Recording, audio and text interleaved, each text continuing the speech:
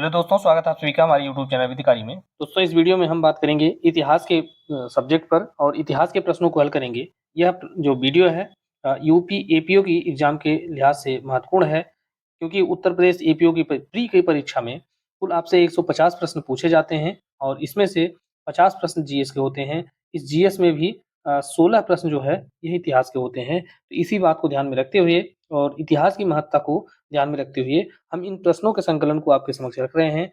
और इसके पहले अगर आपने 3 वीडियो को नहीं देखा है तो उसको ज़रूर देखें, क्योंकि 3 वीडियो के माध्यम से कुल हमने 150 प्रश्नों को हल किया है। तो यह एक सीरीज है और इसमें हम प्राचीन इतिहास से लेकर के कोशिश करेंगे कि क्रम से आगे बढ़ते हुए इतिहास के लगभग सभी महत्वपूर्ण बिंदुओं पर डिस्कस करें। और इसमें वे भी प्रश्न शामिल हैं जो कि विगत वर्षों की परीक्षाओं में आपसे पूछे जा चुके हैं। तो इस तरह से आप हमारे साथ आप इस इतिहास को या जीएस वाले सेक्शन को अच्छे से तैयार कर सकते हैं। लॉ वाले जो सेक्शन है उसके वीडियो चैनल पर उपलब्ध हैं, उनको आप देखिए और अपनी तैयारी को बेहतर कीजिए। आइए शुरू करते हैं इस श्रृंखला को आगे बढ़ाते हुए, देखते हैं कि किस प्रकार के प्रश्न आपसे पूछे जाते हैं। ये आपको कथन दिए गए हैं 2 और इसमें से आपको बताना है कि कौन से कथन सही हैं। पहला कथन है कि वारेन हेस्टिंग्स बंगाल के पहले गवर्नर जनरल थे। तो ये बात बिल्कुल सही है। पहले गवर्नर जनरल, अब यहाँ पर भी आपको आगे पढ़ेंगे तो पहले गवर्नर कौन बने, फिर कौन पहले गवर्नर जनरल बने, फिर भारत ये अभी बंगाल के संदर्भ में, फिर भारत के संदर्भ में, फिर भारत का जो गवर्नर जनरल है वो बदल करके वायसराय बनता है। ये क्रम है, उसको आपको पता होना चाहिए कि कौन कौन कब बना, नहीं तो इसमें कंफ्यूजन बहुत होता है। तो वारेन हेस्टिंग जो है ये बंगाल के गवर्नर जनरल थे, ये बात बिल्कुल सही है। दूसरा है कि विलियम बेंटिंग भारत के पहले गवर्नर जनरल थे। तो यहाँ पर बंगाल का गवर्नर जनरल हेस्टिंग था, लेकिन अगर भारत की बात की जाए तो विलियम बेंटिंग था। तो ये दोनों ही कथन बिल्कुल सही हैं। अब इसमें आप देखेंगे तो ये जो एक स्थान पर यहाँ पर रखा गया है कि रॉबर्ट क्लाइव, क्लाइव जो है यह बंगाल का पहला गवर्नर था और 1758 से 60 तक रहा। उसके बाद फिर जैसा कि आपको पता है बक्सर का युद्ध होता है और बक्सर के युद्ध के बाद फिर इलाहाबाद की संधि 1765 होती है। इस 1765 की इलाहाबाद की संधि के लिए वह फिर से भारत आता है और वही यहाँ पर संधि करता है। उसके बाद क्लाइव के बाद आता है वारेन हेस्टिंग्स। अभी तक क्लाइव जो है बंगाल का गवर्नर था, लेकिन अब जो है वारेन हेस्टिंग्स को बंगाल का गवर्नर जनरल बनाया गया। गवर्नर जनरल जो है हेस्टिंग्स को बनाया गया। उसके बाद फिर विलियम बेंटिंग आता है। अब विलियम बेंटिंग जो है, जो बंगाल का गवर्नर जनरल था, अब वो पूरे भारत का गवर्नर जनरल बन जाता है और पहला गवर्नर जनरल विलियम बेंटिंग होता है। उसके बाद जो 1857 का विद्रोह, महाविद्रोह होता है, उस विद्रोह के बाद स्थितियाँ बहुत बदल जाती हैं, क्योंकि उसके बाद कंपनी का शासन समाप्त हो जाता है और वहाँ से शुरू होता है सीधा हमारे भारत का नियंत्रण ब्रिटेन के हाथों में चला जाता है, वहाँ के सम्राट के हाथों में चला जाता है। अब गवर्नर जनरल का पद यहीं से समाप्त हो जाता है और जो ब्रिटेन का सम्राट है वह अपना प्रतिनिधि भारत में नियुक्त करता है, उसका नाम होता है वायसराय। तो भारत का पहला वायसराय कौन था? लॉर्ड कैनिंग था। तो ये जो है, ये 4 बातें आपको पता होनी चाहिए, ये बहुत महत्वपूर्ण है। तो कैनिंग के बारे में एक बात और ध्यान रखें, कैनिंग ही क्यों बना? क्योंकि 1857 के विद्रोह के समय यह तत्कालीन जो भारत का गवर्नर जनरल था। तो उस विद्रोह के बाद फिर परिस्थितियाँ बदलती हैं, भारत का जो शासन है ब्रिटिश सत्ता के हाथ जाता है, फिर उसने अपने प्रतिनिधि के रूप में वायसराय को ही कैनिंग को ही कंटिन्यू करते हुए वायसराय बना दिया। तो 1858 में गवर्नर जनरल के पद के स्थान पर वायसराय का पद इसने संभाला था। ये इतनी बातें महत्वपूर्ण हैं। अगला प्रश्न है आपका, सुरक्षा प्रकोष्ठ की नीति किससे संबंधित है? यह वारेन हेस्टिंग से संबंधित है। सुरक्षा प्रकोष्ठ की नीति का तात्पर्य क्या है कि एक आपका राज्य है और इस राज्य को सुरक्षित रखना है, तो आप बगल-अगल के राज्यों को सुरक्षित रखिए। तो बगल के राज्य सुरक्षित रहेंगे तो बाहर से अगर कोई शक्तियाँ आती हैं तो यही जो है अपना संभाल लेंगे, आपके राज्य के ऊपर कोई आँच नहीं आने पाएगी। यह जो है सुरक्षा प्रकोष्ठ की नीति कहलाती है, वारेन हेस्टिंग जी से इससे संबंधित था। तो इसे ही क्या कहते हैं? सुरक्षा घेरा, सुरक्षा प्रकोष्ठ या घेरे की नीति, रिंग फेंस अंग्रेजी के नाम में इसे बोला जाता है, रिंग फेंस के नाम से वारेन हेस्टिंग्स से संबंधित था। इसका आशय यह था कि अपने पड़ोसी राज्य की सीमाओं की रक्षा करो ताकि भारत की सीमाएं सुरक्षित रहें। तो बंगाल में द्वैध शासन प्रणाली को वारेन हेस्टिंग्स ने समाप्त किया था, जिसको रॉबर्ट क्लाइव ने लागू किया था। ये बात भी थोड़ा-सा इस प्रश्न से अलग है, लेकिन बहुत महत्वपूर्ण है। तो द्वैध शासन प्रणाली के बारे में आपसे अक्सर पूछा जाता है।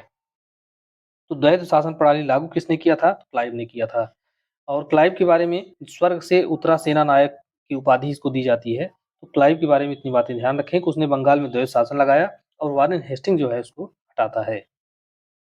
अगला प्रश्न है, निम्नलिखित में से किस पर ब्रिटिश संसद में महाभियोग का मुकदमा चलाया गया था? तो वारेन हेस्टिंग्स था, इसी के ऊपर जो है महाभियोग का मुकदमा चलाया गया था। अगला प्रश्न है, भारतीय राज्यों पर अंग्रेजी प्रभुत्व स्थापित करने के लिए किसने प्रशासन में सहायक संधि प्रणाली लागू किया था? अब सहायक संधि जो प्रणाली थी, यह महत्वपूर्ण है और इसका जो है लॉर्ड वेलेस्ली जो है इसका जो है प्रतिपादन किया था। प्रतिपादन तो और पहले ही हुआ था, लेकिन ये जो है अच्छे तरीके से इसके लिए जाना जाता है, क्योंकि आप देखेंगे कि जो फ्रांसीसी थे, डुप्ले था उसमें खास करके, तो वहाँ से ही शुरुआत हो जाती है सहायक संधि की। लेकिन प्रचलित जो नाम है सबसे ज़्यादा वह है वेलेस्ली का। तो इसमें कुछ जो सिद्धांत हैं, कुछ नीतियाँ हैं, उनको लागू करने के लिए जो जाने जाते हैं खास करके, उनका एक स्थान पर देखना ज़रूरी है। जैसे डलहौज़ी है, तो हड़प नीति से संबंधित है और वारेन हेस्टिंग्स है, वो सुरक्षा घेरे की नीति से संबंधित है। तो सुरक्षा घेरे की नीति को आपने समझा। वेलेस्ली की सहायक संधि, वेलेस्ली किस लिए प्रसिद्ध था? तो ये सहायक संधि के लिए प्रसिद्ध था। अब सहायक संधि की बात जब आती है, तो इसको स्वीकार करने वाले जो शासक थे या राजा थे या जमींदार जो भी थे, तो उनका कभी-कभी पूछ लिया जाता है। पहला मराठा का सरदार कौन था? यह था पेशवा बाजीराव द्वितीय। अब वेलेस्ली की बात की जा रही है स्पेशली, क्योंकि सहायक संधि का आविष्कार इसने नहीं किया था, बल्कि इसने इसको सबसे ज़्यादा लागू किया था। तो वेलेस्ली ने इसकी जो सहायक संधि थी, सबसे पहले मराठा सरदारों ने अगर कोई स्वीकार किया, तो बाजीराव द्वितीय था। पहला भारतीय शासक था हैदराबाद के निजाम और अवध के नवाब। अब आप देखें कि ये 1802 में, ये 1798 में कर रहे हैं, लेकिन अवध के नवाब के साथ सहायक संधि जो है 1765 में ही कर दी गई थी क्लाइव के समय। तो 1765 में कौन सा? वही इलाहाबाद की जब संधि हुई, उसी के समय जो है अवध के नवाब के साथ सहायक संधि कर ली गई थी। तो इस प्रकार से अगर प्रश्न आपसे पूछा जाए वेलेस्ली की सहायक संधि, तो वहाँ पर ये दोनों आप देखेंगे और केवल सहायक संधि के बारे में अगर पहला पूछा जाए तो अवध होगा, ये 1765 में इलाहाबाद की संधि के तहत। अगला प्रश्न है, निम्नलिखित में से कौन से सामाजिक सुधार बेंटिंग ने प्रारंभ किए थे? तो विलियम बेंटिंग जो है भारत में बहुत से सामाजिक सुधार उसने किए थे। जैसे सती प्रथा का समापन किया था उसने। एक मूवी आई थी मंगल पांडे, अगर आप याद हो किसी को, तो ये इसको आप उसमें आपको देखने को मिलता है। तो सती प्रथा का समापन इसने किया था, दास प्रथा का उन्मूलन इसने किया, ठगों के जो संगठित गिरोह थे उनको समाप्त किया। तो इसी का एक समय में जो स्लीमैन था उसने जो है समाप्त करने में इसका योगदान दिया था। लेकिन उस समय गवर्नर जनरल जो है वह विलियम बेंटिंग ही था। तो ये तीनों ही बातें बिल्कुल सही हैं। सती प्रथा, दास प्रथा और ठगी प्रथा, इन सबको जो है समाप्त करने का श्रेय बेंटिंग को जाता है।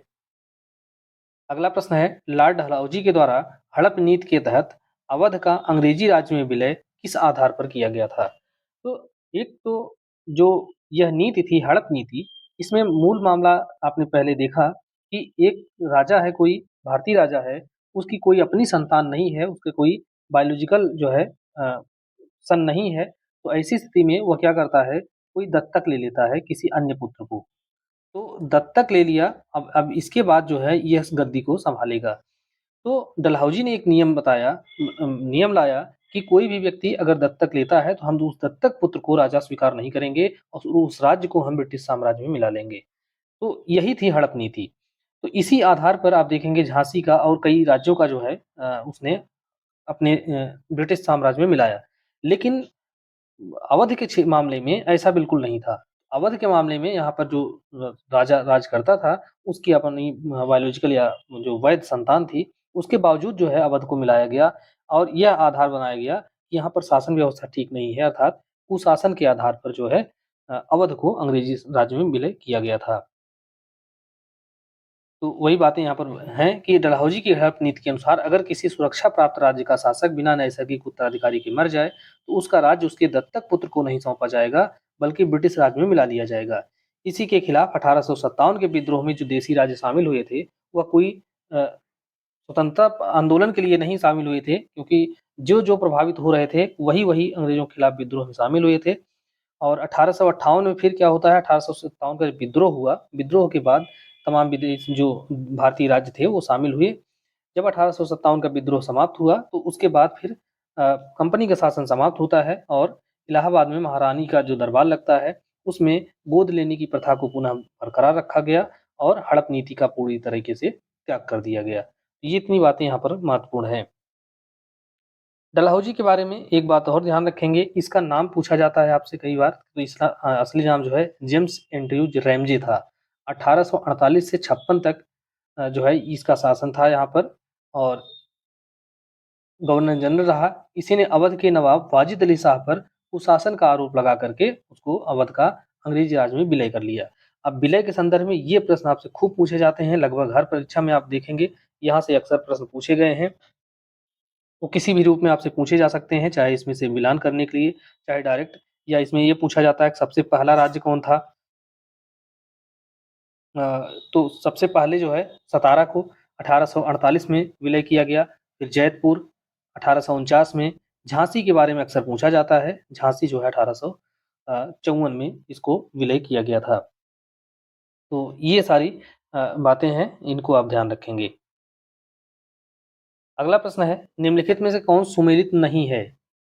तो आपसे ये पूछा जा रहा है सही सुमेलित कौन सा नहीं है, तो लॉर्ड कॉर्नवालिस के समय में अस्थाई बंदोबस्त आया था। तो अस्थाई बंदोबस्त के मामले में होता क्या था, तो अस्थाई बंदोबस्त जो है वह जमींदारों के साथ किया जाता था कि आपको इतनी एरिया, इतनी जमीन हम आपको अस्थाई रूप से दे रहे हैं और अब आप इसके ऊपर जो है जो भी भू राजस्व है उसको हमें वसूल करके एक फिक्स अमाउंट कर दिया जाता था, इतना आप हमको हर महीना या हर साल जैसे भी हो सीजन के अनुसार, फसली सीजन के अनुसार हमको पहुँचाएँगी। ये था स्थायी बंदोबस्त, इसके किसके साथ था, तो ज़मींदारों के साथ।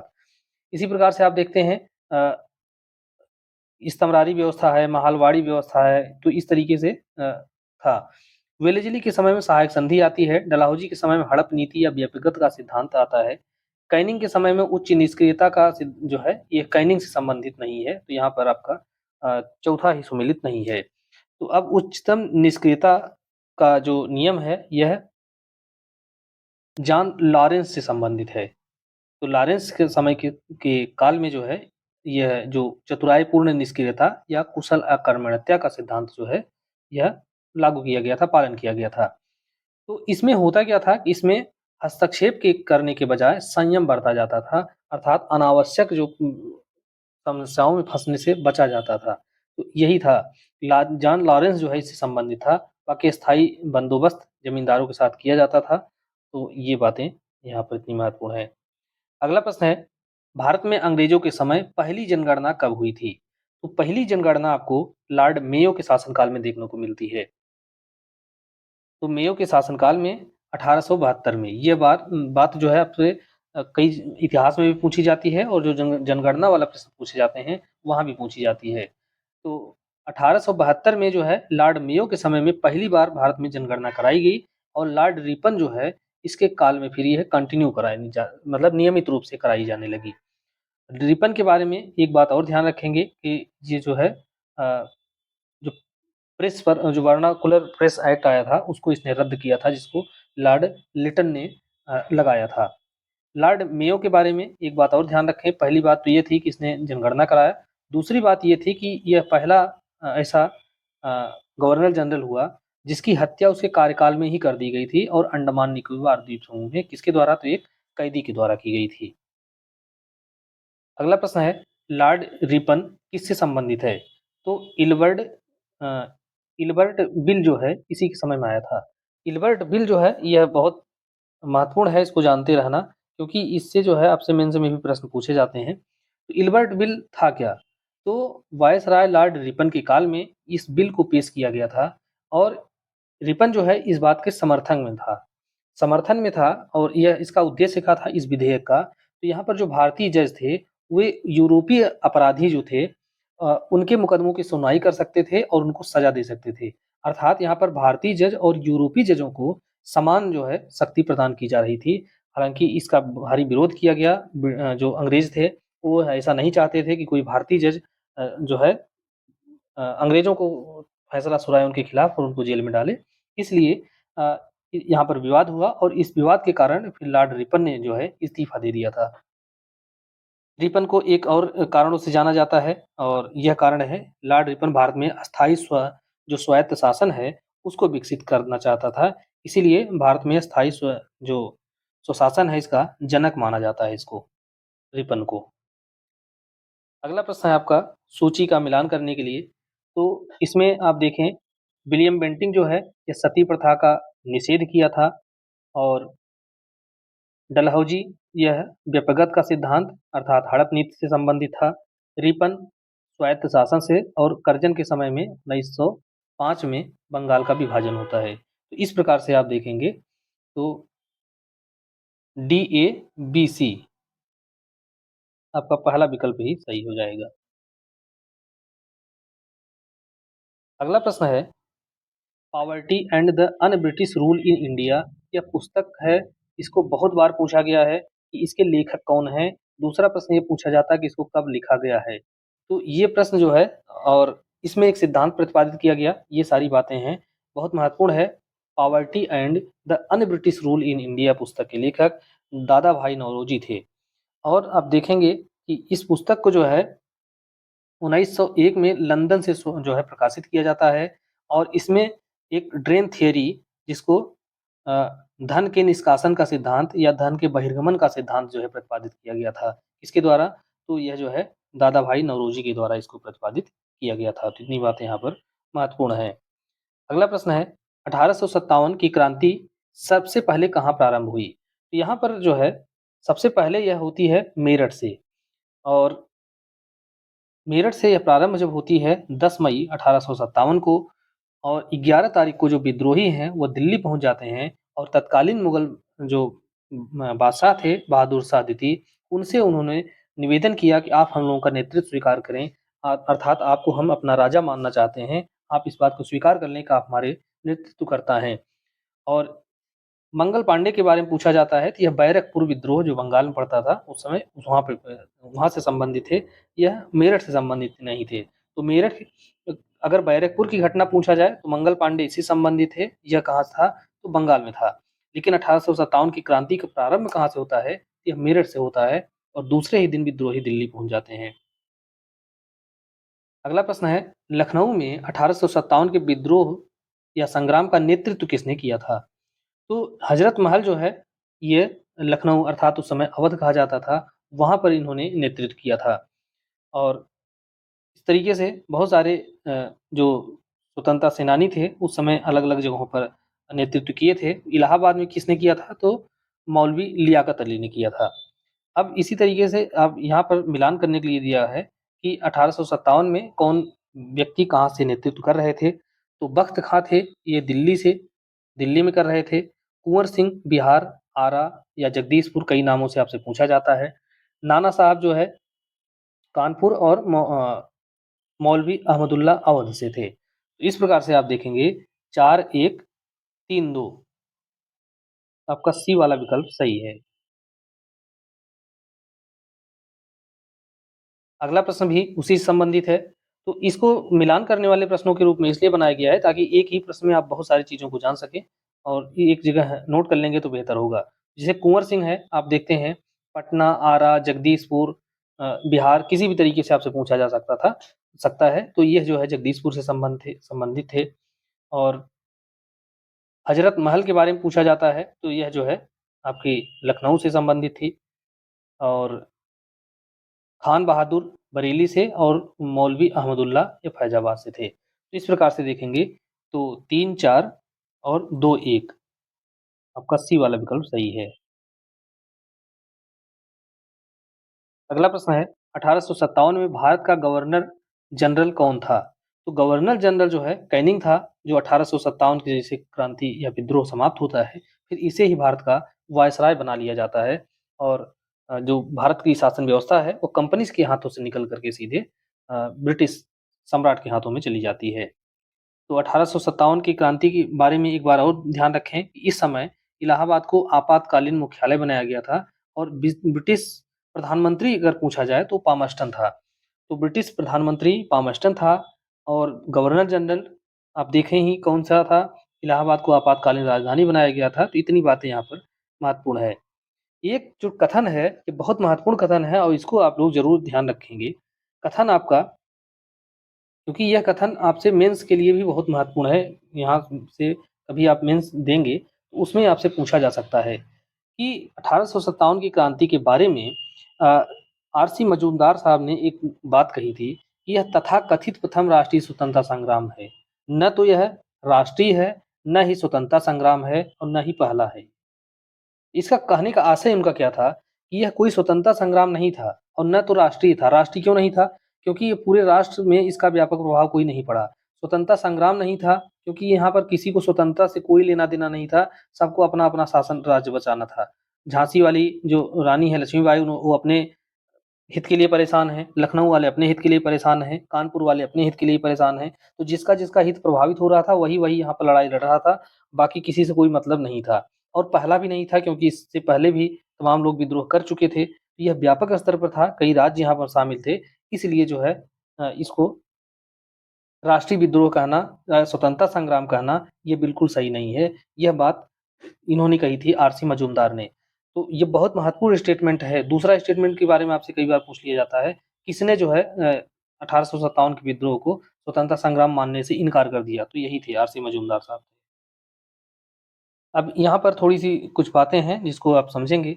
आर.सी. मजूमदार थे, इन्होंने इनकी एक पुस्तक है उसका नाम है द सिपाही mutiny and the revolt of 1857। तो यह किताब जो है 1857 में जो है प्रकाशित हुई। इस किताब में इन्होंने कहा कि यह विद्रोह जो है तथाकथित प्रथम था। राष्ट्रीय स्वतंत्रता संग्राम न प्रथम, न राष्ट्रीय और न ही स्वतंत्रता संग्राम कहा जा सकता है ये। अतः इन्होंने 1857 की क्रांति को क्रांति नहीं माना। उसके बाद एक प्रश्न और पूछा जाता है 1857 की जो आंदोलन हुआ उसमें सरकार ने एक इतिहासकार नियुक्त किया था कि आप जो है इसकी कहानी को लिखिए, इसका इतिहास लिखिए। वो कौन थे? तो सुरेंद्र नाथ सेन थे सरकार की तरफ। सरकार कौन थी? अंग्रेजों की थी। उन्होंने जो है सुरेंद्र नाथ सेन को नियुक्त किया कि आप एक किताब लिखिए और इसमें जो है जो फैक्ट हैं उनको डालिए। तो इन्होंने एक किताब लिखी उसका नाम ही था 1857 या 1857। तो इस किताब का नाम भी यही था, जो है सुरेंद्र नाथ सेन इसके लेखक थे। अब विनायक दामोदर सावरकर ने जो है इसको प्रथम भारतीय स्वतंत्रता संग्राम कहा था, 1857 के विद्रोह को। तो 2-3 बातें यहाँ पर हैं जो कि याद रखनी होंगी। अगला प्रश्न है निम्नलिखित में से किसने 1857 के विद्रोह को राष्ट्रीय विद्रोह कहा? तो ये बेंजामिन डिज़रेली जो है, इन्होंने कहा था। अब यहाँ पर सारे नाम अंग्रेज़ों के दिए गए हैं इसलिए थोड़ी कन्फ्यूज़न हो सकती है। तो राष्ट्रीय विद्रोह जो है इसको डिज़रेली ने कहा था। अगला प्रश्न है महारानी विक्टोरिया ने भारतीय प्रशासन को ब्रिटिश ताज के नियंत्रण में लेने की घोषणा कब किया था? तो आप देख रहे हैं 1 नवंबर 1858 को इलाहाबाद की जो घोषणा होती है इसी के तहत इन्होंने कहा कि अब भारत में जो शासन प्रशासन का व्यवस्था है अब कंपनी के अधीन नहीं रहेगी। कंपनी का कार्यक्रम यहाँ पूरी तरीके से समाप्त हो गया। अब वह शासन जो है सीधा-सीधा जो है ब्रिटिश ताज के अधीन में आ जाता है। तो वही बातें यहाँ पर बताई गई हैं कि इन्होंने घोषणा की और इस घोषणा के बाद कंपनी का शासन समाप्त हुआ और अ, ब्रिटिश क्राउन के अधीन गया और इसके तहत फिर राज्य सचिव और एक 15 सदस्यों वाली इंडियन काउंसिल की स्थापना की गई। इस काउंसिल के माध्यम से फिर जो भारत है उसकी शासन व्यवस्था देखी जाती थी। कैनिंग को ब्रिटिश जो ताज है या ब्रिटिश जो सम्राट थे उनका प्रतिनिधि बना करके भारत भेजा गया जिनका नाम वायसराय रखा गया। जिस पद का नाम था वायसराय। अगला प्रश्न है निम्नलिखित में से कौन सा आयोग 1857 के विद्रोह के दमन के बाद भारतीय फौज के नव गठन से संबंधित है? अब 1857 का विद्रोह पूरी जड़ें हिला दिया था ब्रिटिशों की। वो पूरी तरीके से हिल चुके थे। इसलिए किसी तरीके से उन्होंने जब दबाया विद्रोह को। अब विद्रोह को दबाने के बाद उन्होंने एक पील आयोग का गठन किया और इस गठन के माध्यम से इस आयोग के माध्यम से अब जो भारतीय की फौज थी उसका उन्होंने पुनर्गठन किया। पुनर्गठन में अब क्या होता है इसको आगे देखेंगे। तो इसके द्वारा फिर उन्होंने क्या किया कि जात क्या चूँकि उन्होंने देखा कि भारत में जाति बहुत महत्वपूर्ण है। एक सेना में रहते हुए भी जाति इतनी हावी थी कि एक व्यक्ति है अगर वो किसी अ, इसी जाति से संबंधित है जो कि उच्च कही जाती है तो निम्न जाति वाले सैनिक से वह एक प्रॉपर दूरी बना के रखेगा। तो ये सब चीज़ों को उन्होंने ऑब्ज़र्व किया और करने के बाद अब इस विद्रोह के बाद उन्होंने जाति, समुदाय और धर्म के आधार पर फिर जाति का जो है सेना का गठन किया, रेजिमेंट का गठन किया। और दूसरा काम उन्होंने ये किया कि यूरोपीय सैनिकों की संख्या और भारतीय सैनिकों की संख्या का जो अनुपात है, उसको बढ़ा दिया। तो यहाँ पर 1857 से पहले यूरोपियों की संख्या जो है जो 45,000 थी, अब उन्होंने 65,000 कर दिया और भारतीय सैनिकों की संख्या उन्होंने कम कर दिया। अब अनुपात देखेंगे तो बंगाल जो है, बंगाल, अवध, बिहार वाला जो बेल्ट था, यहीं सबसे ज़्यादा जो है एक तरीके से राष्ट्र प्रेम की भावना थी, यहीं पर सबसे ज़्यादा उग्रता थी। तो यहाँ पर उन्होंने देखा कि यहाँ के लोग ज़्यादा उग्र हो रहे हैं, तो यहाँ पर ब्रिटिश और भारतीय सैनिकों का अनुपात उन्होंने 1:2 रखा, जबकि दक्षिण में यह विद्रोह कम था, इसलिए वहाँ पर अनुपात 1:3 रखा, अर्थात 3 सैनिक भारतीय रहेंगे और 1 जो है अंग्रेज सैनिक रहेगा। जबकि उत्तर भारत में आप देख रहे हैं, 1 सैनिक अ, अगर अंग्रेज है तो 2 सैनिक भारतीय रहेंगे। इस तरीके से जो है पुनर्गठन किया जाता है। और दूसरी चीज़ यहाँ पर ये थी कि इनकी जो प्राथमिकता अब रही कि गोरखा, सिख और पंजाबी इन प्रांतों से सबसे ज़्यादा सैनिकों के चयन किए गए, क्योंकि ये जो है थोड़ा मजबूत होते हैं। गोरखे जो है वो पहाड़ी जीवन है, तो उनकी लाइफ़स्टाइल इस तरीके की है कि वो विषम परिस्थितियों में आसानी से लड़ाई कर सकते हैं। अगला प्रश्न है, नील कृषकों की दुर्दशा पर एक पुस्तक लिखी गई थी, उसका नाम है नील दर्पण। नील दर्पण के लेखक कौन थे? दीनबंधु मित्र जो है, यह नील दर्पण के लेखक थे। और नील दर्पण के बाद जो है आपको नील विद्रोह भी पता होना चाहिए, क्योंकि यह अक्सर पूछा जाता है। अब 1857 का विद्रोह जो है, 1857 का विद्रोह हुआ। अब इस विद्रोह के ठीक पहले और ठीक बाद एक-एक विद्रोह हुए, उनको जो समझना बहुत ज़रूरी है। तो 1857 से ठीक पहले जो है, यह संथाल विद्रोह हुआ था और ठीक बाद में नील विद्रोह हुआ था। तो नील विद्रोह कब हुआ है? 1859-60 में और संथाल 1855-56 में। तो ये बात जो है आपको इसी क्रम में ध्यान रखना चाहिए, तो बेहतर रहेगा। और संथालों के नेता जो है 4 भाई थे, हालाँकि सिद्धू, कान्हू, भैरव, चाँद। तो 4 भाई थे, लेकिन अक्सर आपसे सिद्धू या कान्हू में से किसी का नाम पूछ लिया जाता है। तो संथाल विद्रोह में ये हैं और नील विद्रोह आप देख रहे हैं। तो इस तरीके से अगला प्रश्न है, बंकिम चंद्र चट्टोपाध्याय या चटर्जी के नाम से भी पूछा जाता है आपसे नाम इनका। इनके संदर्भ में कुछ कथन दिए गए हैं, इन पर विचार करना है। पहला है कि वह कलकत्ता विश्वविद्यालय के पहले स्नातक थे। बिल्कुल सही बात है, कलकत्ता विश्वविद्यालय के पहले जो है ग्रेजुएट थे और उनका अंतिम उपन्यास सीताराम था। यहाँ पर 1 और 2 ये दोनों ही बातें बिल्कुल सही हैं। और इनका एक जो सबसे फ़ेमस उपन्यास है, वह है आनंद मठ। इसमें उन्होंने इसी उपन्यास में वंदे मातरम गीत को लिखा था।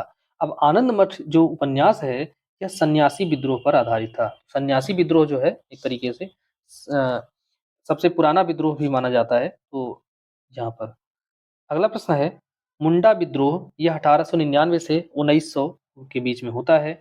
इसके नेता कौन थे? तो इसके नेता जो है बिरसा मुंडा थे और बिरसा मुंडा को धरती आबा भी के नाम से भी जाना जाता था।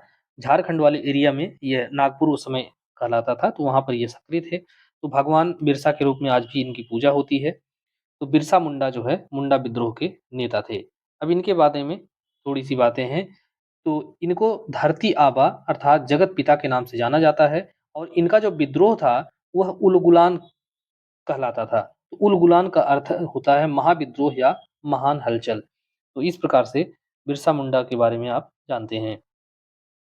अगला प्रश्न दिया है आपका सूची को सुमेलित करने के लिए कुछ विद्रोह दिए गए हैं। अब ये विद्रोह आपसे अलग-अलग पूछे जाते हैं, सुमेलित करने के लिए भी पूछे जाते हैं। तो बिरसा मुंडा विद्रोह जो है, यहाँ पर डेट जो है सबकी सही लिखी गई है, जो वर्ष है वो बिल्कुल सही है।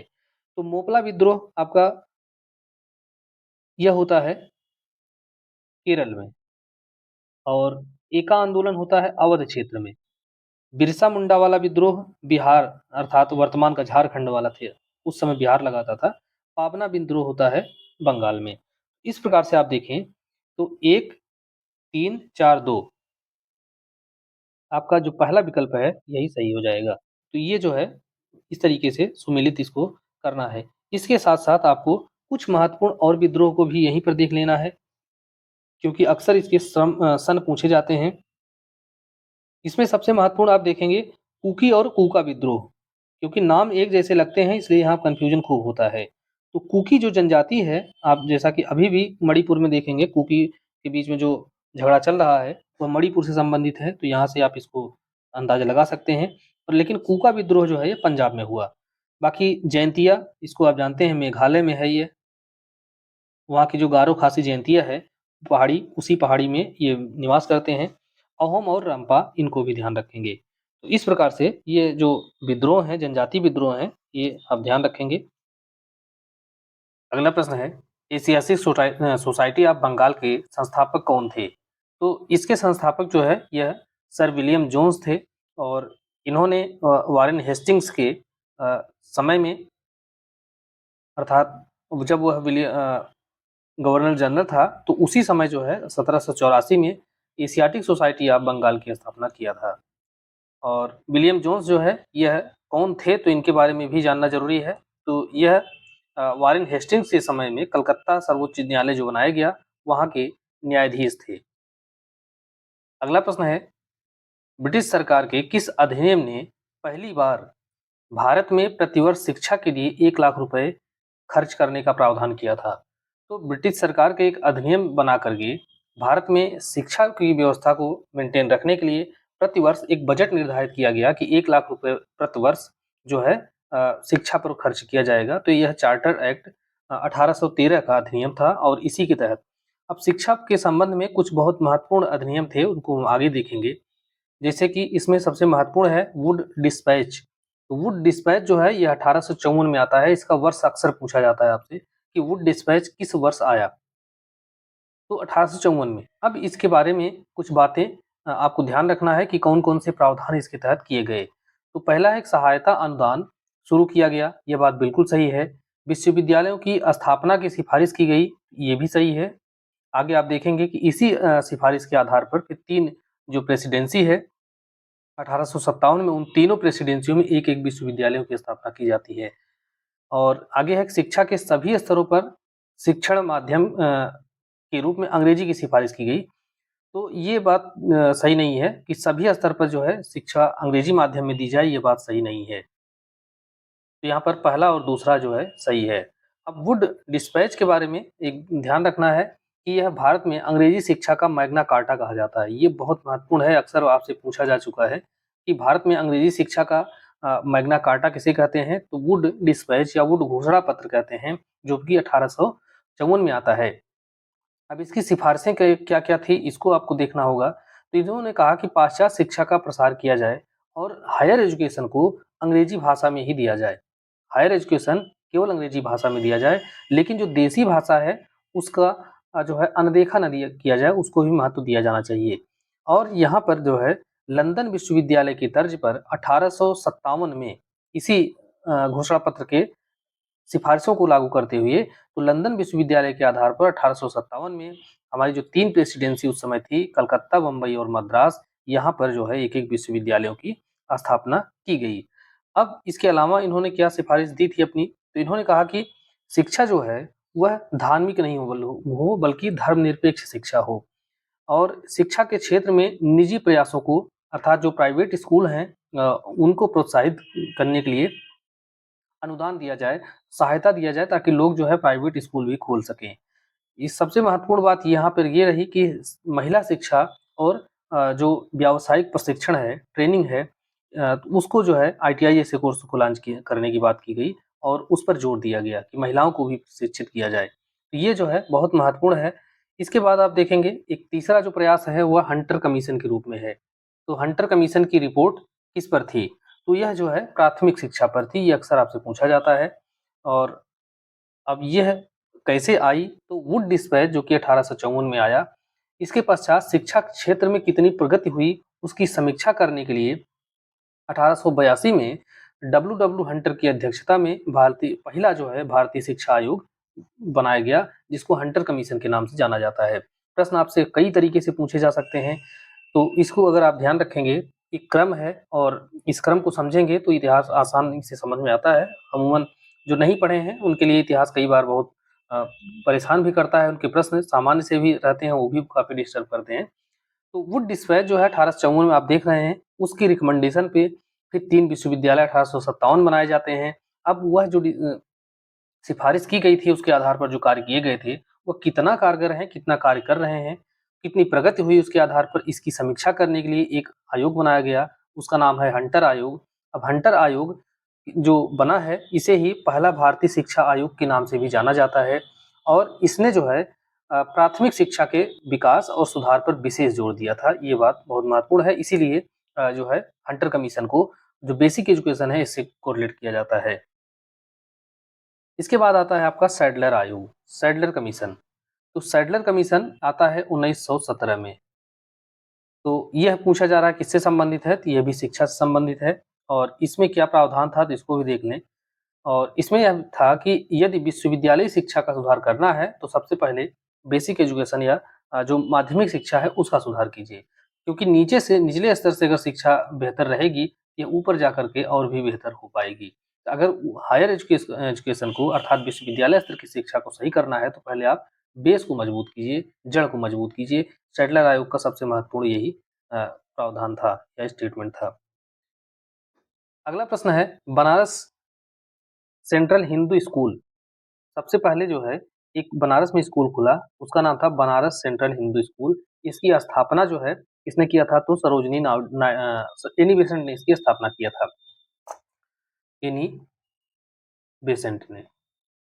अब देखेंगे यह जो school Banaras central Hindu school खोला गया, अब यहीं से विकास होता है बीएचयू का।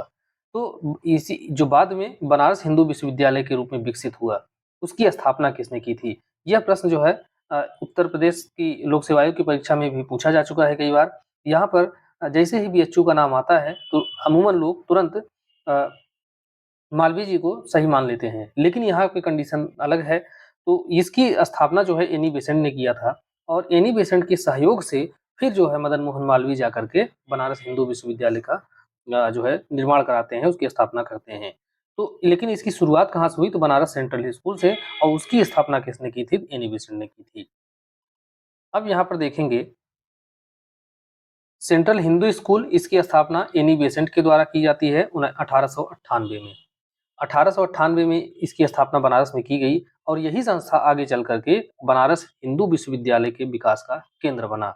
1916 में एनी बेसेंट के सहयोग से मदन मोहन मालवीय ने बीएचयू की स्थापना की। तो 1916 में इसकी स्थापना की जा रही है और 1916 में एक और प्रावधान हम एक कार्य और देख रहे हैं, तो डीके कर्वे के प्रयत्नों से मुंबई में भी एक विश्वविद्यालय खोला जा रहा है। तो जो बीएचयू की स्थापना हुई, यह 4 फरवरी 1916 को बसंत पंचमी के दिन जो है इसको स्थापित किया जाता है और उस समय का जो वायसराय था लॉर्ड हार्डिंग, और उसी ने इसका जो है शिलान्यास किया था। लॉर्ड हार्डिंग द्वितीय सेकंड जो है इसके द्वारा इसका शिलान्यास किया जाता है। तो 1916 में बीएचयू बनता है और 1916 में ही आप देख रहे हैं डीके कर्वे के प्रयत्नों से बम्बई में पहला महिला विश्वविद्यालय की स्थापना की जा रही है। तो ये दोनों बातें जो है 1916 के वर्ष के रूप में आपको याद रखना है। अगला प्रश्न है निम्न में से किसने वर्नाकुलर प्रेस एक्ट का प्रवर्तन किया था, अर्थात इसको लागू किसने किया था, चालू किसने किया था? तो वर्नाकुलर प्रेस एक्ट जो है इसे भारतीय भाषा प्रेस अधिनियम कहा जाता है। इस पर सेंसर बैठाया जाता था, जो भारतीय समाचार पत्र पत्रिकाएं होती थी उनको चेक किया जाता था कि उसमें कोई जो तत्कालीन भारत सरकार थी अर्थात जो ब्रिटिश सरकार थी उसके विरुद्ध कोई बातें तो नहीं छापी जा रही हैं। इस तरीके से एक सेंसर बैठाया गया। तो इसको लागू किया था लॉर्ड लिटन ने। कब किया था? 1878 में।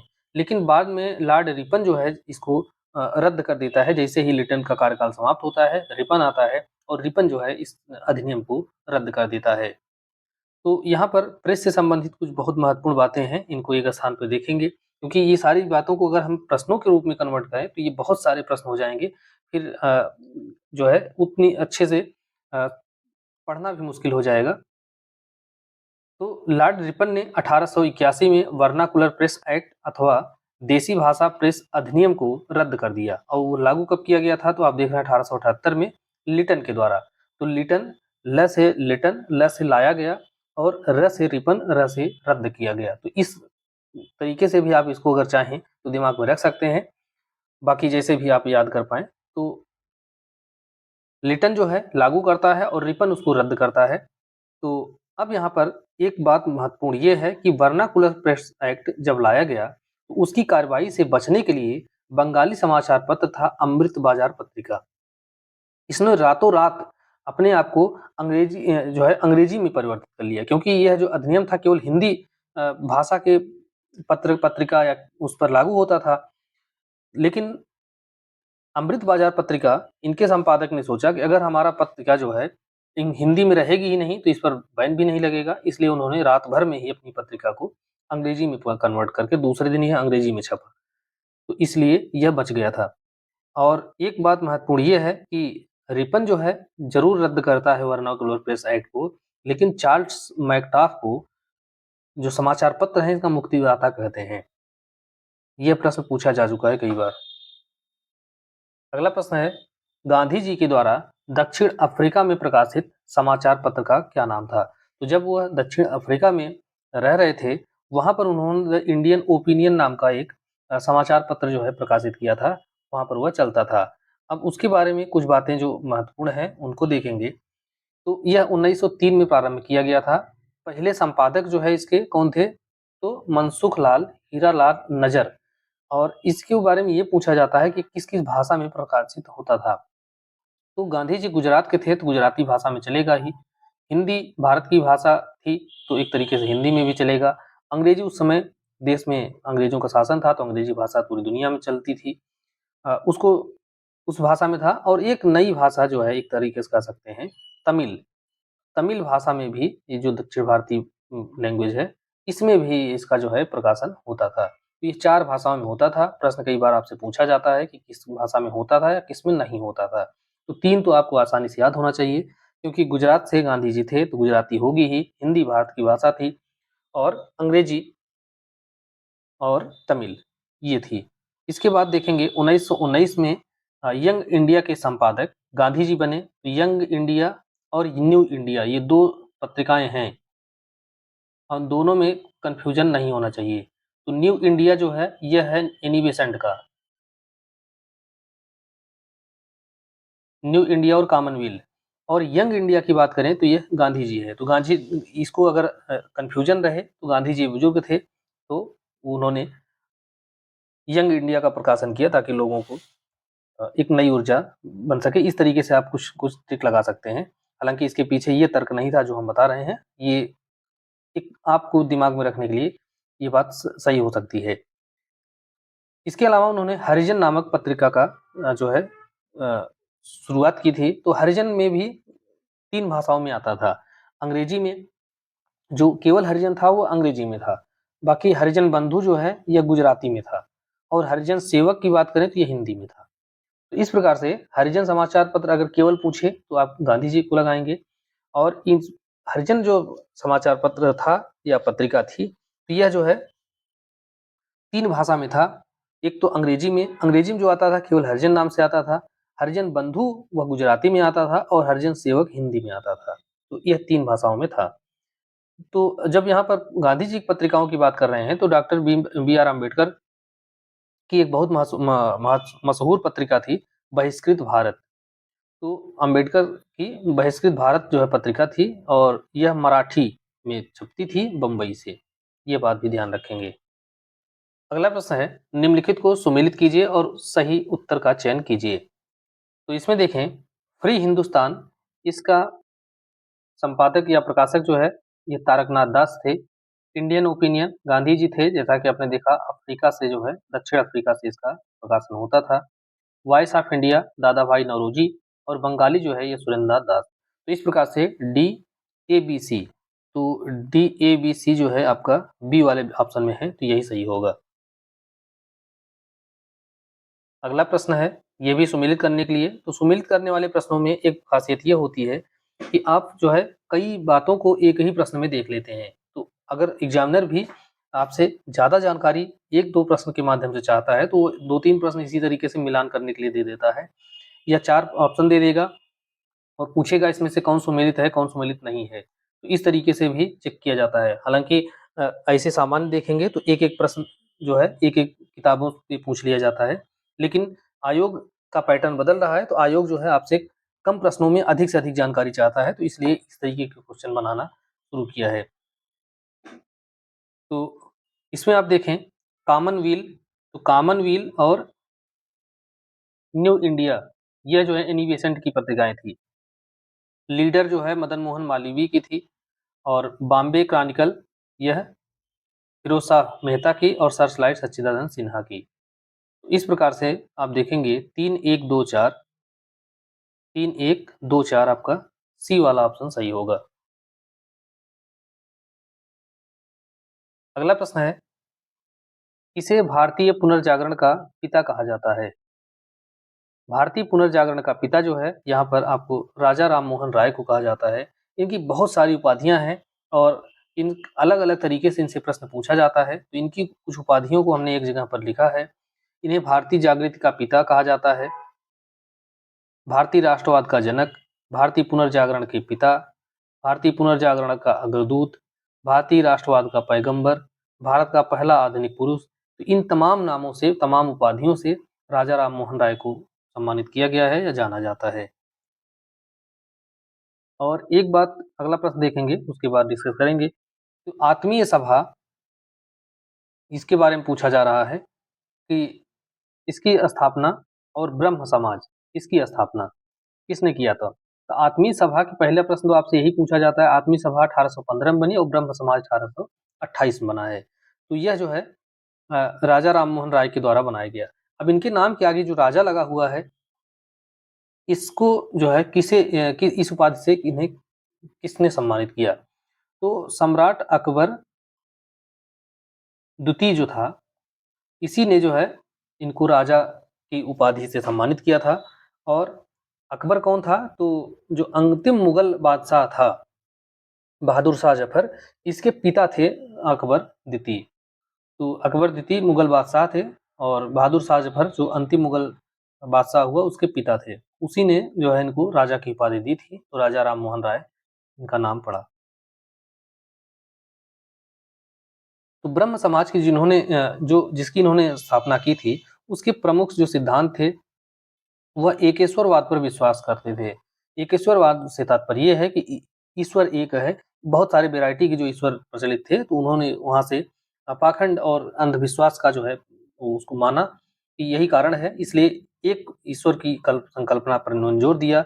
हिंदू धर्म को कुरीतियों से मुक्त कराना इसका प्रमुख उद्देश्य था। इस ब्रह्म समाज का मूर्ति पूजा का विरोध किया, पुरोहितों के वर्चस्व को इन्होंने नकारा, स्त्रियों की स्थिति में सुधार करने की बात की। तो इस तरीके से प्रमुख सिद्धांत अगर आप देखें तो कितने प्रगतिशील विचारधारा के थे। अगला प्रश्न है, किस वर्ष स्वामी विवेकानंद ने विश्व धर्म संसद, जो कि शिकागो में आयोजित किया गया था, वहां पर इन्होंने भाग लिया था?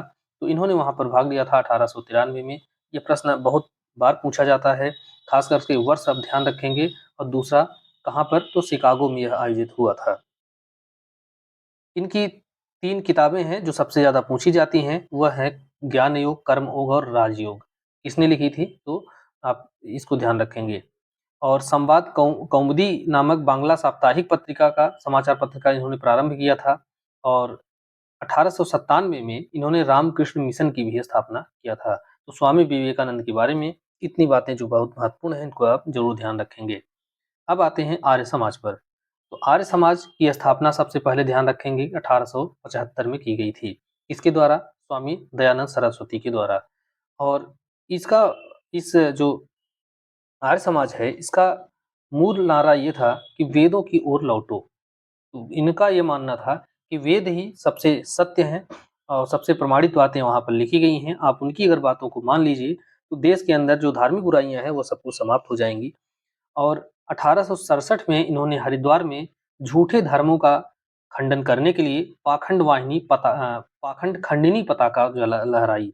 इसके अलावा सत्यार्थ प्रकाश नामक पुस्तक की रचना भी किया था। तो ये इतनी बातें महत्वपूर्ण है। अब यहाँ पर देखेंगे कि कौन सा इसमें से सुमेलित नहीं है। तो प्रार्थना समाज, आत्माराम पांडुरंग, ये बिल्कुल सही है, प्रार्थना समाज के संस्थापक थे। सत्यशोधक समाज के संस्थापक ज्योतिबा फूले थे। थियोसोफिकल सोसाइटी की स्थापना जो है ये गांधी जी ने नहीं किया था, बल्कि यह HP ब्लावाट्स्की ने किया था।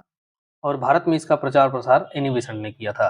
The servants of India society की स्थापना जो है गोपाल कृष्ण गोखले ने किया था। तो यहाँ पर आपका सुमेलित नहीं है पूछा है, तो सी वाला भी जो है सुमेलित नहीं है। अब इसके बारे में थोड़ी सी बातें देखना जरूरी है। कि थियोसॉफिकल सोसाइटी की बात आई है, तो इसकी स्थापना जो है आप देख रहे हैं, यह मैडम एच.पी. ब्लावत्स्की ने किया था और भारत में विस्तार की बात करूँ तो एनी बेसेंट ने किया था। और ये जो सर्वेंट ऑफ इंडिया सोसाइटी की बात आई, इसकी गोपाल कृष्ण गोखले ने इसका जो है स्थापना किया था। तो इसकी स्थापना का वर्ष अगर ध्यान रखें तो 1905 का जो बनारस का कांग्रेस का अधिवेशन हुआ था, उसी अधिवेशन के दौरान जो है इसकी स्थापना की गई थी। अगला प्रश्न है, भारतीय राष्ट्रीय कांग्रेस का पहला अधिवेशन।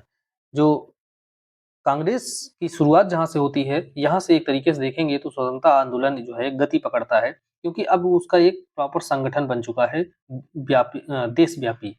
तो अब यहाँ से शुरुआत होती है। हालाँकि कई इतिहास को जब आप पढ़ेंगे तो कई तरीके की इसमें चर्चा पर चर्चा, लोग और विचारधाराएँ ये होती हैं। इसी में आगे चल के गरम दल और नरम दल बनता है, फिर उसका विभाजन होता है सूरत के अधिवेशन में। फिर कभी कांग्रेस जो है गरम दल के जो सदस्य हैं उनके प्रभाव में रहती है, कभी नरम दल के, तो इस तरीके से अच्छा-बुरा दौर इसका चलता रहता है। लेकिन अब ये था कि एक चेहरा बन गया था कि एक हमारे पास विशाल स्तर का जो चेहरा है, जो कि पूरे देश में लोग इसको जानते थे। तो पहला अधिवेशन इसका होता है बम्बई में।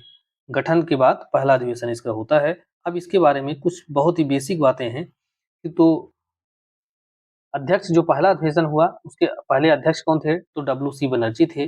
पहला अधिवेशन बम्बई में हुआ, स्थापना जो है 1885 में होती है और इसके संस्थापक जो है ए.ओ. ह्यूम थे। और स्थापना के समय अगर पूछा जाता है कि भारत का वायसराय कौन था? तो भारत का वायसराय उस समय डफरिन था। डफरिन का कार्यकाल 1884 से 1888 के बीच में रही और इसी दौरान इलाहाबाद विश्वविद्यालय की भी स्थापना होती है। ये बहुत महत्वपूर्ण है, एपीओ की परीक्षा में इसको पूछा जा चुका है पहले कि इलाहाबाद विश्वविद्यालय की जब स्थापना हुई, तो उस समय भारत का वायसराय कौन था? तो वायसराय ही कहा जाएगा, क्योंकि 1884 का वक्त चल रहा है और 1857 के बाद ही जो गवर्नर जनरल थे, उनका पद समाप्त करके वायसराय पद का सृजन हो चुका था। अगला प्रश्न है, कांग्रेस की पहली महिला अध्यक्ष कौन थी? तो आपसे ये 2 तरीके से प्रश्न पूछा जाता है। एक तो पहली महिला कौन थी और दूसरी ये था कि पहली भारतीय महिला कौन थी? तो अगर पहली महिला की बात करें, यह थी एनी बेसेंट। और पहली भारतीय महिला की अगर बात करें तो सरोजिनी नायडू थी। तो यह कब बनी, इनको भी आपको देखना ज़रूरी है, क्योंकि प्रश्न आपसे किसी भी तरीके से पूछा जा सकता है। तो पहली महिला अध्यक्ष एनी बेसेंट थी, 1917 में बनी। और अगर भारतीय महिला की बात करें तो ये सरोजिनी नायडू थी, 1925 में बनी, कानपुर में जब 40वां अधिवेशन हुआ था। अगला प्रश्न है, भारतीय राष्ट्रीय कांग्रेस के 1924 के अधिवेशन में गांधी जी के द्वारा मात्र एक बार अध्यक्षता की गई थी। यह अधिवेशन कहाँ पर हुआ था? तो यह अधिवेशन जो है आप देख रहे हैं बेलगांव में हुआ था। तो आपका सी वाला उत्तर सही होगा। अगला प्रश्न है, वर्ष 1938 में भारतीय राष्ट्रीय कांग्रेस के हरिपुर अधिवेशन की अध्यक्षता की थी, किसने की थी? तो यहाँ पर जब आप 1938 की बात कर रहे हैं तो 1939, इन दोनों को एक साथ जरूर ध्यान रखेंगे, क्योंकि ये दोनों ही अधिवेशनों में जो अध्यक्ष पहले बार बने वह जो है सुभाष चंद्र बोस, नेताजी सुभाष चंद्र बोस जो है यह बनते हैं। तो 1938 वाला जो है यह हरिपुरा में होता है और 1939 का जो है यह त्रिपुरी में होता है। अब इसकी कहानी जो है अच्छी है, रुचिकर है, और इसको कहानी को जान जाएंगे तो इन दोनों बातों को भूलेंगे नहीं। 1938 में की बात की जा रही है तो सुभाष चंद्र बोस थे। उसके बाद फिर आप देखें 1939 का अधिवेशन होता है। 1939 में सुभाष चंद्र बोस फिर से जो है उम्मीदवार बन जाते हैं कांग्रेस के अध्यक्ष पद के लिए। लेकिन गांधी जी ने अपने एक उम्मीदवार को खड़ा कर रखा था, पट्टाभी सीतारामैया को। उसको उनको जो है सुभाष चंद्र बोस जो है हरा देते हैं और हरा करके अध्यक्ष बन जाते हैं।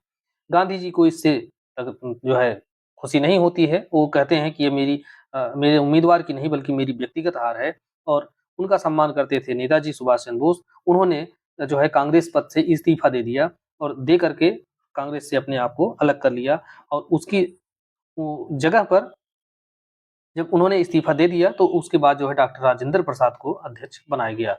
और जब नेताजी ने इस्तीफा दे दिया तो इस्तीफा देने के बाद अब उन्होंने 1939 में उसी साल उन्होंने इस्तीफा दिया, उसी साल उन्होंने अपना एक फॉरवर्ड ब्लॉक नामक नया संगठन की शुरुआत किया है। तो इस तरीके से आप देख रहे हैं 1938 और 1939 का जो अधिवेशन हुआ है वह किस प्रकार से महत्वपूर्ण है।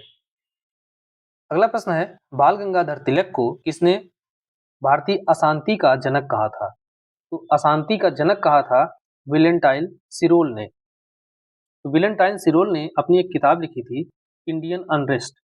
इंडियन अनरेस्ट एक किताब लिखी थी और इसी किताब में उन्होंने इनको भारतीय अशांति का जनक कहा था। और इसके कारण यह जो कथन उन्होंने किया, तो तिलक जी ने उनके ऊपर मानहानि का मुकदमा चलाया। मानहानि का मुकदमा चलाने के लिए वो ब्रिटेन भी गए थे। अगला प्रश्न है, 1905 में क्रांतिकारी संगठन अभिनव भारत संगठित किया गया था, किसके द्वारा? 1905 आप दो कारणों से भी, एक दूसरे कारण से भी जानते रहिए। इसी साल जो है बंगाल विभाजन होता है, बंगाल विभाजन, आगे उसको देखेंगे। तो बी.डी. सावरकर ने जो है अभिनव भारत को संगठित किया था। अब जो अभिनव भारत संगठन बना, वह अभिनव भारत संगठन कोई नया संगठन नहीं था, बल्कि सावरकर ने 1899 में एक संगठन मित्र मेला का जो है आयोजन वो किया था, स्थापना किया था। और 5 साल बाद 1904 में ही उसी का नाम बदल करके या उसी जो मित्र मेला है उसको ही परिवर्तित करके अभिनव भारत में परिवर्तित कर दिया। अब 1906 में लंदन में विनायक दामोदर सावरकर ने इंडिया हाउस जो कि श्यामजी कृष्ण वर्मा के द्वारा लंदन में स्थापित किया गया था, उसी इंडिया हाउस में अभिनव भारत सोसाइटी की एक शाखा स्थापित किया था। ये बातें बहुत महत्वपूर्ण है। तो 1906 में देख रहे हैं आप कि लंदन में जो पहले से ही इंडिया हाउस की स्थापना कर रखा था श्यामजी कृष्ण वर्मा ने, उसी इंडिया हाउस में जाकर के जो विनायक दामोदर सावरकर हैं वहां पर इसकी एक शाखा स्थापित करते हैं। अगला प्रश्न है आपका सुमेलित करने के लिए, तो अभिनव भारत समाज और मित्र मेला ये जानते हैं आप बी.डी. सावरकर से संबंधित है। अनुशीलन समिति यह जो है अरविंद घोष, गदर पार्टी लाला हरदयाल, स्वराज पार्टी की स्थापना यह C.R. दास और मोतीलाल नेहरू, ये दो लोगों ने मिलकर के किया था। तो इस प्रकार से 4 1 2 3 आपका चौथा विकल्प जो है यह सही होगा, 4 1 2 3। अगला प्रश्न है, वर्ष 1928 में हिंदुस्तान सोशलिस्ट रिपब्लिक एसोसिएशन की स्थापना कहाँ होती है? तो यह शॉर्ट में भी आपसे पूछा जाता है, HSRA, और 1928 में। तो इसकी स्थापना जो है ये दिल्ली में हुई थी। तो दिल्ली में जब इसकी स्थापना हुई तो यह कोई नया संगठन नहीं था, बल्कि पहले से ही हिंदुस्तान रिपब्लिक एसोसिएशन चल रहा था, जिसकी स्थापना 1924 में हुई थी। और इसी संगठन के सदस्यों ने काकोरी जो कांड हुआ था उसको अंजाम दिया था। तो बाद में उस संस्था को जब बैन किया जाता है तो फिर उसी का पुनर्गठन किया जाता है और उसका नाम बदला जाता है हिंदुस्तान सोशलिस्ट रिपब्लिक एसोसिएशन। अब इसको भी देख लेंगे। तो अक्टूबर 2024 में सतीश चंद्र सान्याल, राम प्रसाद बिस्मिल, चंद्रशेखर आजाद आदि लोगों ने कानपुर में एक क्रांतिकारी संगठन की स्थापना किया। उसका नाम था हिंदुस्तान रिपब्लिक एसोसिएशन। अब इस संगठन के द्वारा या इस संस्था के द्वारा रेलवे के लखनऊ सहारनपुर संभाग के काकोरी नामक स्थान पर जो एक पैसेंजर ट्रेन थी वहाँ जा रही थी, वहां से उसका सरकारी खजाना को लूट लिया गया और इसे जो है काकोरी कांड या अब वर्तमान नाम इसका बदल गया है काकोरी ट्रेन एक्शन, इसके नाम से जाना जाता है। तो इसमें 43 जो क्रांतिकारी थे उनको गिरफ्तार किया गया और इसमें से राम प्रसाद बिस्मिल, अशफाक उल्ला खां, रोशन लाल, राजेंद्र लाहिड़ी, इनको फांसी हो गई। जबकि यहाँ पर चंद्रशेखर आजाद जो है वो फरार हो जाते हैं और पुलिस के द्वारा वो कभी नहीं पकड़े जाते। बाद में जो इलाहाबाद है वर्तमान का प्रयागराज, वहाँ पर एक अल्फ्रेड पार्क था जिसको आज चंद्रशेखर आजाद पार्क या कंपनी बाग के नाम से जाना जाता था। वहाँ पर जो है इन्होंने जब मुठभेड़ हुई तो उन्होंने अपने आप को गोली मार लिया था और इनकी शहादत यहाँ पर हुई थी। तो प्रश्न आपसे कई प्रकार से पूछा जाता है, लेकिन इतना ध्यान रखेंगे चंद्रशेखर आजाद काकोरी कांड से संबंधित थे और इनको कभी पुलिस ने गिरफ्तार नहीं कर पाया और इनकी जो मृत्यु हुई वो खुद से इन्होंने अपनी रिवॉल्वर में जो गोली बची थी उससे मार करके मृत्यु कर लिया था अपनी। और हिंदुस्तान रिपब्लिक एसोसिएशन जैसा कि आप देख रहे हैं जो कि काकोरी कांड से संबंधित थी, अब इसका पुनर्गठन किया गया क्योंकि नाम अब इसका खराब हो चुका था और 1928 में दिल्ली में फिरोज शाह कोटला मैदान में हिंदुस्तान सोशलिस्ट रिपब्लिक एसोसिएशन के रूप में इसको पुनर्गठित किया गया। तो इस प्रकार से ये बातें महत्वपूर्ण हैं। अगला प्रश्न आपका है कि लंदन में इंडियन होम रूल सोसाइटी और इंडिया हाउस इसको किसने स्थापित किया? तो श्याम जी कृष्ण वर्मा जो है लंदन में 2 संस्थाएं बनाते हैं, इंडियन होम रूल सोसाइटी और इंडिया हाउस। तो इंडिया हाउस जो है यहाँ पर जो भारतीय क्रांतिकारी हुआ करते थे उनका एक तरीके से अड्डा था, वहाँ पर उनकी मीटिंगें वगैरह होती थी। इसकी स्थापना जो है श्याम जी कृष्ण वर्मा ने किया था। अगला प्रश्न है वह कौन था जिसने गदर पार्टी को स्थापित किया था? तो गदर पार्टी की स्थापना जो है लाला हरदयाल ने किया था। अब गदर पार्टी के बारे में थोड़ी सी बातें समझें, क्योंकि यहाँ से अक्सर प्रश्न पूछा जाता है कि यह बना कहाँ पे? तो अमेरिका के सैन फ्रांसिस्को में यह स्थापित हुआ था और यह गदर पार्टी के रूप में नहीं स्थापित हुआ था, बल्कि इसका ओरिजिनल नाम जो है वह association of Hindustani worker of Pacific coast इस नाम से इस संगठन की स्थापना हुई थी और इन्होंने एक अखबार निकाला, उसका नाम था गदर, और इसी गदर अखबार के कारण इसका नाम गदर पार्टी पड़ा था। अगला प्रश्न है 1905 में बंगाल विभाजन किस वायसराय ने किया? तो बंगाल जो है यह भारत का जो पूर्वी वाला हिस्सा है, उस समय के जो बंगाल था उसमें बंगाल आज का बंगाल, बिहार, उड़ीसा, असम और बंगाल से तात्पर्य बांग्लादेश भी था। वर्तमान का पश्चिम बंगाल, बांग्लादेश और पूरा असम वाला पूर्वोत्तर वाला एरिया ये पूरा जो है बंगाल कहलाता था। तो यहाँ पर जो है क्रांतिकारी गतिविधियां बहुत ज़्यादा थी। यहाँ के लोग जो है बहुत जागरूक थे और हर क्रांति यहीं से होती थी। तो इस अ, बात को ध्यान में रखते हुए अब इसमें पूर्व वाला जो एरिया था ये मुस्लिम बाहुल्य था, पश्चिम वाला एरिया में हिंदू बाहुल्यता थी। इसी बात को हिंदू मुस्लिम एकता में फूट डालने के उद्देश्य से अंग्रेजों ने क्या किया कि इसे जो है 2 भागों में बांट दिया, पूर्वी बंगाल और पश्चिम बंगाल। तो इस तरीके से जब बंटवारा कर दिया 1905 में, और यही एक ऐसी कार्य था जिसके कारण बंगाल विभाजन जो हुआ और हिंदू मुस्लिम एकता में हमेशा हमेशा के लिए दरार पड़ गया। फिर आप देखेंगे यहीं से फिर कालांतर में पाकिस्तान शब्द का निकलता है। 1909 का फिर आप देखेंगे अधिनियम आता है जिसमें फिर अलग विभाजन निर्वाचन क्षेत्र का जो है निर्धारण किया जाता है। तो एक तरीके से मूल जड़ जो है यही थी, जो कि हिंदू मुस्लिम एकता का यहीं से सत्यानाश हुआ था। तो बंगाल विभाजन जो है यह कर्जन के समय में हुआ था। कर्जन के समय में यह बंगाल विभाजन हुआ, लेकिन यह हमेशा के लिए नहीं रहा। 1911 में दिल्ली दरबार आयोजित किया जाता है और वहाँ पर दिल्ली दरबार में इस विभाजन को रद्द किया जाता है। अब नाम तो इसका रद्द किया जाना है, लेकिन अगर दूसरे शब्दों में कहें तो बंगाल को फिर से विभाजित किया जाता है। अब क्या होता है, वहाँ पे कुछ कार्य नए होते हैं, जैसे कि 1911 का जो दिल्ली दरबार का आयोजन किया गया, तो विभाजन को रद्द किया गया, पहला कार्य। दूसरी कार्य ये हुआ कि दिल्ली जो पहले राजधानी भारत की कलकत्ता हुआ करती थी, अब दिल्ली बनाई गई। बंगाल का पुनर्गठन किया गया। रद्द करने से तात्पर्य ये नहीं है कि फिर से पहले जैसी स्थिति कर दी गई, ऐसा नहीं है, बल्कि उड़ीसा और बिहार को बंगाल से अलग कर दिया गया, एक अलग नए राज्य बना दिए गए, असम को नया प्रांत बना दिया गया। इस तरीके से जहाँ एक प्रांत होता था, अब वहाँ 3 राज्य बन गए। तो इस तरीके से आप देख रहे हैं कि किस प्रकार अंग्रेजों ने भारत को विभाजित किया और फूट डालो राज करो वाली जो नीति थी उसका पालन किया। तो इस प्रकार से आपने कुल 200 प्रश्नों को हमारे साथ देखा है, पढ़ा है। आप लगातार बने रहिए, आगे के जो प्रश्न हैं मैक्सिमम 1 या 2 वीडियो में कोशिश करेंगे कि पूरे इतिहास को हम समाप्त करें। और प्रश्नों का जो संकलन है आपको कैसा है, और आप जो है अपनी प्रतिक्रिया हमें ज़रूर बताएँ, और आगे किस प्रकार के वीडियो और आपको उपलब्ध कराया जाए, इसकी भी आप हमें कमेंट करके बता सकते हैं। तो मिलते हैं नेक्स्ट वीडियो में। धन्यवाद।